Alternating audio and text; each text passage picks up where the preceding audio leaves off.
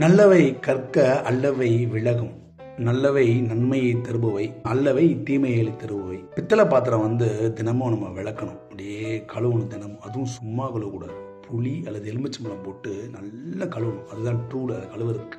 அப்போதான் பளிச்சுன்னு. இல்லைன்னா அந்த பித்தளை பாத்திரம் கருத்து போய் அழுக்கா தெரியும். அந்த மாதிரி நம்ம மனமும் இந்த பித்தளை பாத்திரம் மாதிரி தான், தினமும் துளக்க வேண்டும். துளக்கணும்னா என்ன பண்ணணும்? நல்ல சிந்தனைகள் அதில் வரும், நல்ல சிந்தனைகள் நல்ல எண்ணங்கள் அதில் வரும். இந்த நல்ல சிந்தனைகள் நல்ல எண்ணங்கள் வர்றதுக்கு துளக்க வேண்டும் மனது.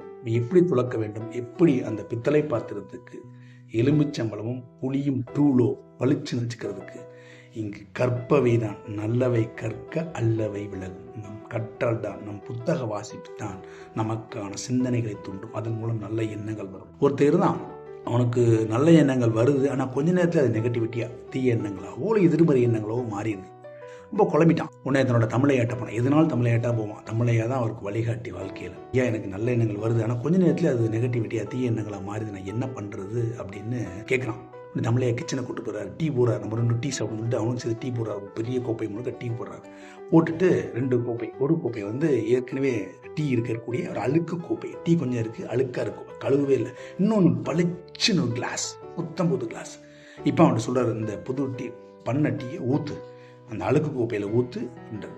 அவன் எப்படிங்க இதில் இவ்வளோ இப்படியே குடிக்க முடியாதுங்க, இதில் ஊற்றவே முடியாதுங்க, மூலம் இதை ஊற்றி குடிக்க முடியாது, வேஸ்ட்டுங்க அது அப்படிங்கிறான், சாதிக்கிறான். சரி, அப்போ அதில் ஊற்று அப்படிங்கிறது.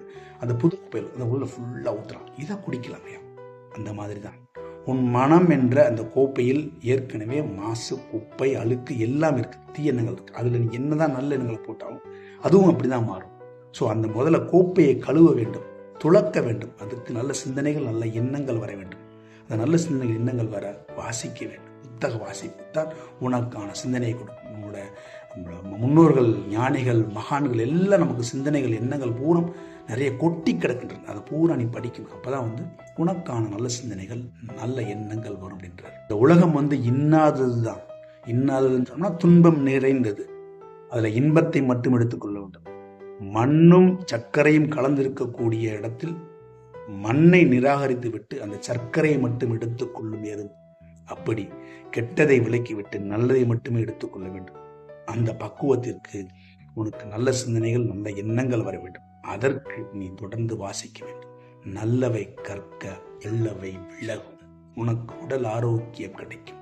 உன் வாழ்க்கையில் மன நிம்மதி, மன மகிழ்ச்சி, மன அமைதி கிடைக்கும். நல்ல சிந்தனை விதைப்போம், நம்பிக்கை வளர்ப்போம். அன்புடன் மீனா.